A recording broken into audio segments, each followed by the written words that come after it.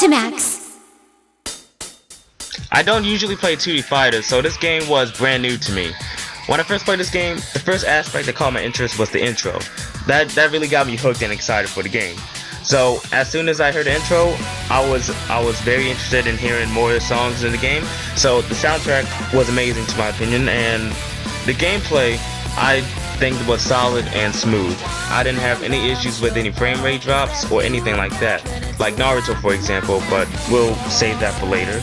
But the special attacks were very unique. I believe that each character in the game had their own special attack that I really found interesting, and I like the diverse color choice for each character. I'm glad they added that in the game. I'm glad they don't have that for like DLC or anything like that. So the game included multiplayer, which is great. Without multiplayer, it wouldn't be a true fighting game. So that's what I think about it. But yeah, I think this is one of my favorite fighting games I've played so far, with Dragon Ball Z, Naruto, Marvel vs. Capcom, those games like that. So I'm glad I picked this game up and played it. I mean, without this game, I wouldn't even have a top 5 games of 2014.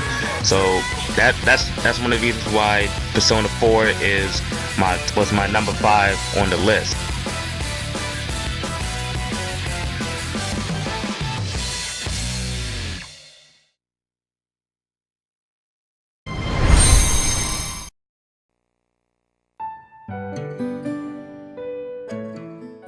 I was really hyped for this game because this is one of my favorite fighting games ever. This game does have replay value. I enjoy fighting and winning against everyone from all over the world. There are more than 100 playable characters to choose from.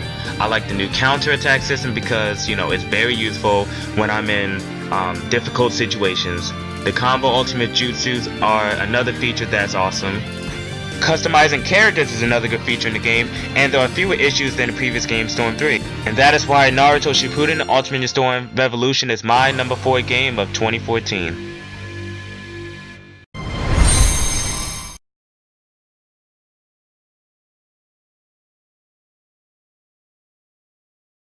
I am very interested in horror games because it gives me a challenge.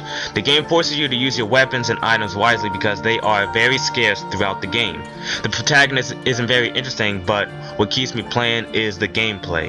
The game is better to play with headphones on because it will give you an adrenaline rush and it's easier to hear the zombies nearby. So that is why The Evil Within is my number 3 game of 2014.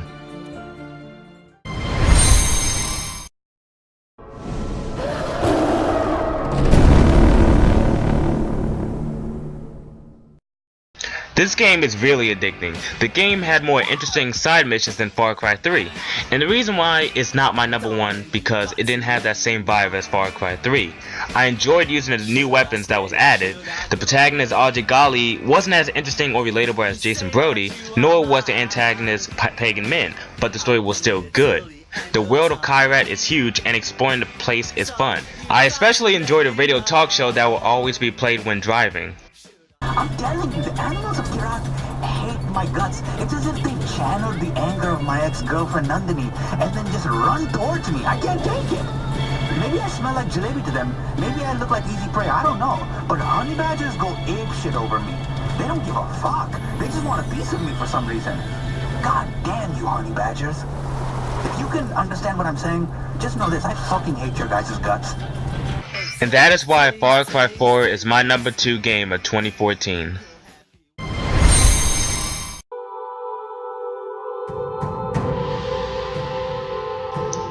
Coming at number 1 is South Park: The Stick of Truth. The story was really fun and hilarious to play through. The game is basically a 15-hour episode and a parody of World of Warcraft. And my favorite character of all time in this game was Butters because of his Professor Chaos abilities. It will always come in handy whenever I'm in a tough situation against Nazi zombies or werewolves. And the game uses everyday materials as weapons or items that can help through battle. For example, tacos are used to revive fallen comrades, and a vibrator can be used to fight against drunk foes. This game had me laughing each scene and each battle. And that is my top 5 games of 2014. If you enjoyed it, rate, like, comment, and subscribe. And I hope you guys have a happy new year, and I'll see you in 2015. Take care, everyone.